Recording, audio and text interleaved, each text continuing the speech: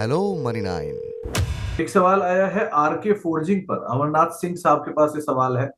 करीब 300 शेयर है और 680 रुपए के दाम पे उन्होंने इस कंपनी में खरीदारी कर रखी है। आर के फॉर्जिंग की अगर हम बात करें तो ये स्टॉक अपने एक सपोर्ट पे है। 580 570 इसका एक इम्पॉर्टेंट सपोर्ट जोन है, तो यहाँ पे थोड़ा सा इंतज़ार करें, वेट एंड वॉच करें और एक स्टॉप लॉस भी ज़रूर एस्टैब्लिश करें क्योंकि स्टॉक अपने सपोर्ट्स को टेस्ट कर रहा है। तो देखना है अभी ये सपोर्ट को रिस्पेक्ट करता है कि नहीं, तो यहाँ पे स्टॉप लॉस लगाए 560 का और एक बाउंस बैक का यहाँ पे वेट कर सकते हैं। हम्म। इसके अलावा एक अदानी ग्रीन एनर्जी पर यश सिंह साहब का सवाल आया है। वहां क्या करना चाहिए? अदानी ग्रीन की बात करें तो स्टॉक अभी 913 के लेवल पे ट्रेड कर रहा है और आज एक अच्छा रुझान इस स्टॉक में देखने को मिल रहा है। बट अगर आप कुछ टाइम के इसके चार्ट देखेंगे तो ये पॉजिटिव बायस के साथ ये काउंटर ट्रेड कर रहा है। अक्यूमुलेशन के साइंस दिख रहे हैं, तो यहाँ पे एक पॉजिटिव नजरिया रहेगा विद स्टॉप लॉस ऑफ 780। तो 780 के एक स्टॉक के साथ आप यहां पर एंटर कर सकते हैं, उसके हिसाब से देखिएगा। जेएसडब्ल्यू इंफ्रा पर अभी हमने बात की थी, लेकिन रेड्डीज, डॉक्टर रेड्डीज पे एक सवाल आया संजय सोनी साहब का। 1292 रुपए के दाम पर इनके पास खरीदारी है। क्या इसमें और ऐड करना चाहिए? देखिए यहाँ पे एक हल्का हल्का मूवी है, बहुत ज़्यादा ब्रेकआउट या ब्रेकडाउन नहीं है, स्टॉक एक रेंज बाउंड है। अगर स्टॉक 12501 ब्रेक करता है तो एक नया यहाँ पे रेंज या अपसाइड खुल सकता है, तो वहाँ पे एक पॉजिटिव नज़रिया बना है। अदरवाइज अभी वेट एंड वॉच का नज़रिया है। तो वेट एंड वॉच का नजरिया रखकर ही चलिए आप डॉक्टर रेड्डीज में। फार्मा में कोई नाम दिख रहा है क्या आपको आदित्य, जहां पर लॉन्ग साइड पे जाया जा सकता है अभी? ओवरऑल सारे फार्मा काउंटर एक ही रीत से चल रहे हैं। थोड़ा कहीं कहीं कुछ कुछ पॉकेट्स है जहाँ पे आउट परफॉर्मेंस देखने को मिल रहा है, उसमें से एक है सन फार्मा। अपनी रेंज ब्रेक करके कंसोलिडेट कर रहा है, तो यहाँ पे अगर लॉन्ग टर्म का नज़रिया है तो सन फार्मा को बाय कर सकते हैं। 1833 में स्टॉप लॉस लगाना चाहिए 1600 रुपये का। ओके, तो 1600 रुपए के आसपास का एक स्टॉप लॉस लगा के आप सन फार्मा को फिर भी देख सकते हैं, बेटर साइड को दिखाई पड़ रहा है। उमेश चंद्र पांडे साहब लखनऊ से हमारे साथ मौजूद हैं। पांडे जी नमस्कार। सर नमस्कार Sumit sir, thank you. Pandey ji आप सुन पा रहे हैं? यस यस सुमित सर नमस्कार, थैंक यू कॉल लेने के नमस्कार लिए। पांडे जी, नमस्कार। क्या सवाल है आपका? सर हमारे पास इन्वेस्टर न्यूमेटिक का 50 शेयर हमने लिया था 1500 के रेट में, ओके, तो और कितने काफी समय इसको डाउन दे चला सकते गया। हैं? आप क्या करें? कितना समय आप दे पाओगे पांडे जी इसको? अब सर नुकसान में तो ऐसे काटने का विचार नहीं है, जैसे आप सब जैसा सजेस्ट करें। ओके, आदित्य किर्लोस्कर न्यूमेटिक का एक शेयर पर सवाल आया है। अगर आप ट्रैक नहीं कर पा रहे तो 505283 ये इसका बीएससी कोड है। आप क्या राय रखते हो कि लॉस्कर न्यूमेटिक में 1100 रुपए आ गया, 1500 रुपए नहीं खरीदारी थी, 1100 साढ़े 1100 रुपए। बिल्कुल, ये स्टॉक में ऊपर के लेवल से काफ़ी सेलिंग देखने को मिल रही है। एक बार 1400 फिर से 1400 के लेवल पे बार बार स्टॉक में बिकवाली आ रही है, तो ये एक मीडियम टर्म या शॉर्ट टर्म हर्डल क्रिएट करता है काउंटर के लिए। तो अगर इनका शॉर्ट टर्म का नज़रिया है तो मैं कहूँगा सेल ऑन राइज की रणनीति रखे, और अगर इनका मीडियम टर्म का नज़रिया है तो एक बार स्टॉक को 1500 का लेवल क्रॉस होने दे, फिर बाद में एक इधर पॉजिटिव नज़रिया बनाए, अदरवाइज ये अवॉइड रहेगा काउंटर। तो अभी तो आप अवॉइड करिए पांडे जी। वैसे तो ये शेयर हायर लेवल से काफी नीचे आ गया है, सो आप अभी तो होल्ड ही करिए। जहां तक आपको लगे कि सिचुएशन मैनेजेबल है वहां तक मैनेज करिए, और कोई भी तेजी मिले, आपको लगे कि हाँ मैं निकल सकता हूं, तो वहां पर आप निकलने की कोशिश करिए, वो ज्यादा बेटर रहेगा। इसके अलावा एक सवाल नैम इंडिया पर आया, हरीश मुदानी साहब का सवाल है। इनको 6% के आसपास का लॉस है, तो ये पूछ रहे हैं कि क्या नैम इंडिया में बने रहें या इससे निकलकर कैंप्स के अंदर एंटर कर जाए। आप क्या राय रखते हो? देखिए अगर दोनों स्टॉक देखेंगे, नाम इंडिया एंड कैम्प्स इंडिया की बात करें तो जो कैम्प्स का चार्ट है वो थोड़े समय से बेहतर हो रहा है। अ, हाल फिलहाल कैंप्स के साथ जुड़े रह सकते हैं। यहाँ पे एक स्टॉप लॉस लगाने की जरूरत है 3300 का, और कैंप्स में थोड़ा बाउंस बैक या मीन डिवीजन ट्रेड का वेट करें। जो लेवल्स ऊपर की साइड देखे जा सकते हैं वो है 4100 से लेके 4300। तो यहाँ पर आपको एक लेवल बताया गया, जैसे कैम्स के चार्ट की सिचुएशन भी थोड़ी सी बेटर होते हुए दिखाई पड़ रही है कंपेरेटिवली पहले के।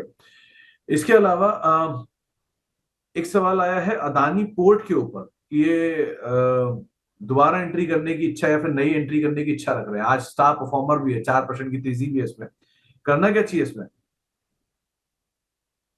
अदानी पोर्ट में शानदार तेजी है, इसके साथ जुड़े रह सकते हैं और फ्रेश बाइंग भी कर सकते हैं अगर मीडियम टर्म नजरिया है। स्टॉप लॉस रखना चाहिए 1130 का, और ऊपर की साइड लेवल खुल सकते हैं 1300 से लेके 1400 के। तो 1300 से 1400 के लेवल्स खुलते हुए दिखाई पड़ सकते हैं यहाँ पे। आइनॉक्स विंड पे भी एक सवाल आया है, 300 शेयर है, करीब करीब 8% के आसपास का लॉस हो रहा है इसमें। ये हाल में कुछ पुल बैक तो दिखा रहा था लेकिन वापस कूल ऑफ हो गया, अभी क्या करना चाहिए इसमें? ये स्क्रिप्ट मैं अपने टर्मिनल पे फाइंड नहीं कर पा रहा हूँ, तो मैं इस पे व्यू नहीं बता पाऊंगा। ओके। इसके अलावा एक सवाल प्रीमियर एनर्जी को लेकर भी आया है। हाल का ही ये लिस्टेड स्टॉक है और आईपीओ की लिस्टिंग के बाद से चला भी था ये बढ़िया, लेकिन वापस कूल ऑफ हुआ है। इन्होंने खरीदारी का दाम तो नहीं लिखा, लेकिन इनके पास नहीं, 450 रुपए की बाइंग है इनके पास, करना क्या चाहिए इसमें?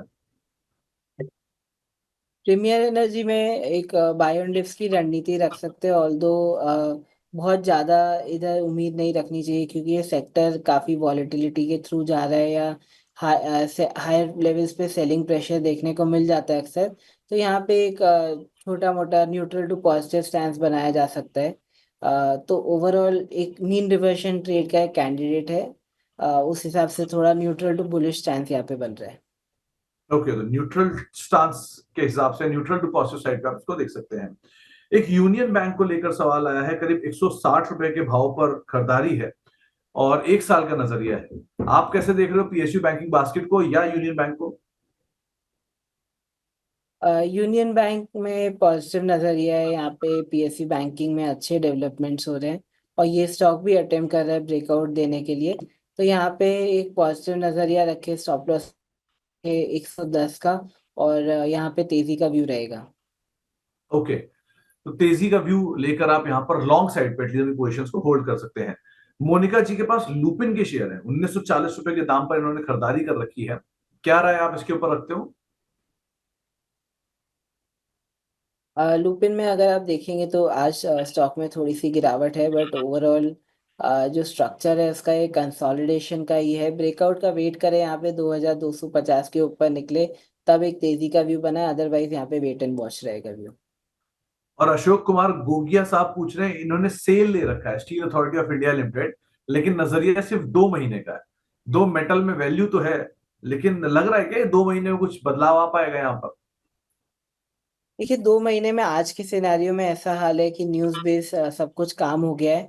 जैसी न्यूज़ रहेगी वैसा ये स्टॉक्स चलते हैं। चाइना की न्यूज़ हो गई, क्रॉस बॉर्डर टेंशन्स हो गए, तो ये सब चीज़ों के वजह से ट्रेंड डिसाइड होगा। और चाइना सबसे बड़ा प्रोड्यूसर ऑफ स्टील है, उसके रिलेटेड ट्रेड रिलेटेड कंजम्पशन काफ़ी ज़्यादा होता है।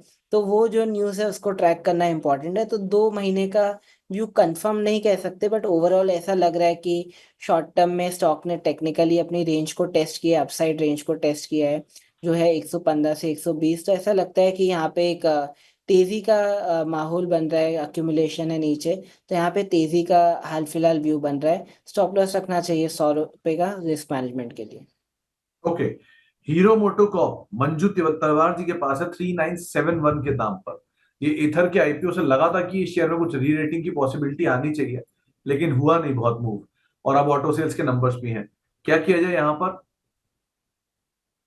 अ, मुझे ऐसा लगता है कि यहाँ पे थोड़ा न्यूट्रली स्टैंस है, तो हाल फिलहाल तो रेंज में फंसा हुआ है स्टॉक, वेट एंड वॉच की यहाँ पे व्यू रहेगी। वेट एंड वॉच के व्यू के साथ आप इसके ऊपर नजर बना के रखिएगा, अभी के लिए एटलीस्ट आप बने रह सकते हैं। प्रीति अग्रवाल जी के पास श्रीराम फाइनेंस के शेयर है 693 के दाम पर 200, और हाल में काफी ज्यादा टूटा है ये शेयर, अभी क्या करना चाहिए इसमें आदित्य? श्रीराम फाइनेंस की बात करें तो ऊपर के लेवल से काफ़ी सेलिंग देखने को मिली है, और अच्छा है, ब्लू चिप काउंटर है, तो डिप्स में इसको अक्यूमुलेट कर सकते हैं। और जो अभी के इसके लेवल है 600 के सपोर्ट लेवल ही है।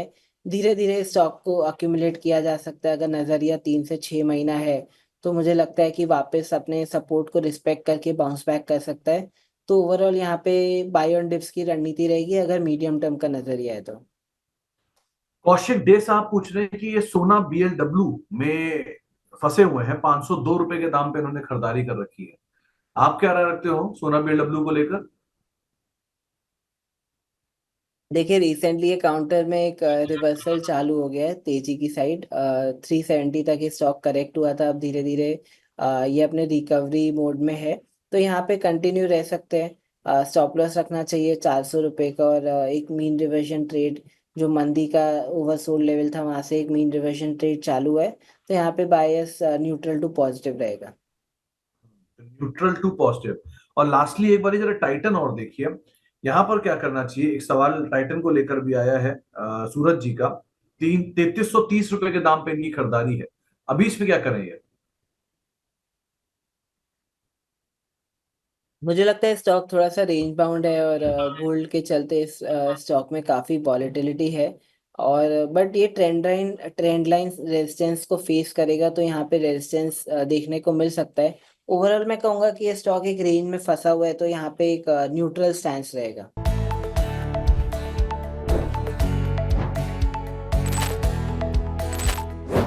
Hello money 9।